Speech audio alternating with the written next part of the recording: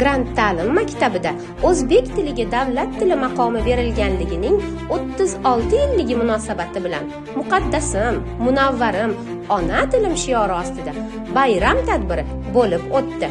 Til millatning ruhi, xalqning g'ururi.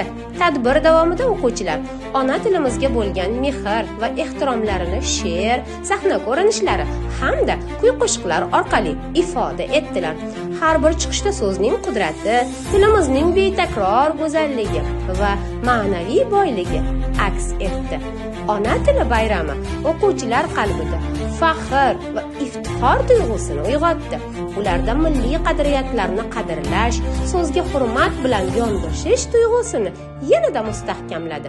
Bu tadbir yosh avlodni ona tilini sevishga, uni asrab avaylashga undagan ma'naviy tarbiya va g'ururga yo'rilgan unutilmas bayram bo'ldi.